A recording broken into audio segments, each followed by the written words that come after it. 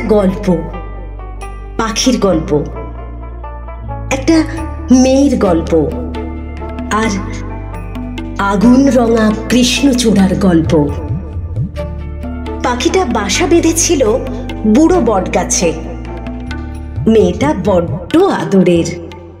স্কুলে যেত, গান গাইতো, আর বিকাল হলেই পাখির কাছে গিয়ে বলতো, বন্ধু এসেছি আমি।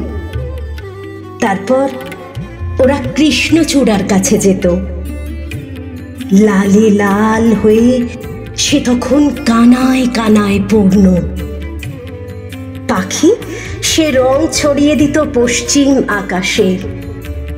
মেয়েটা ফুল আভরণে সেজে বলতো, বন্ধু এভাবেই ছুঁয়ে থেকো আজীবন। একদিন মাতাল ঝড়ে কৃষ্ণচূড়া তোলপাড়, ঝরা পাপড়িতে চিতার আগুন। পাখিটা নীড় ভেঙে হারালো বহু দূরে।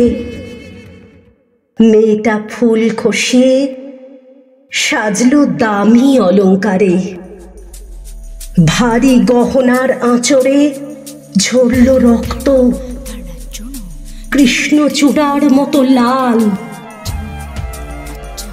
মেয়েটা শহরে এলো, ঠাঁই পেল দামি আসবাব ঠাসা একটা ঘরে। সেখানে কয়েকটা সাপ মাঝে মাঝে পেঁচিয়ে ধরে, ছোবল দেয়। অসহ্য যন্ত্রণায় কুঁকড়ে উঠে সে। অগণিত ক্ষতস্থান কৃষ্ণচূড়ার মতো লাল। কখনো বেপরোয়ার আগে সাপগুলোকে দুপায়ে পিষে ফেলতে গেলেই ওরা রাঙিয়ে দেয় ওর শাড়ি, মাথার সিঁথি। তারপর একদিন কৃষ্ণচূড়ার সাথে আবার দেখা। ফুটপাথের ধারে কংক্রিটের স্তূপে কোনো ক্রমে মাথা তুলে দাঁড়িয়ে সে লাল নিশান মেলেছে আকাশে। মেয়েটা ছুটে গিয়ে বলে, বন্ধু চিনতে পারো?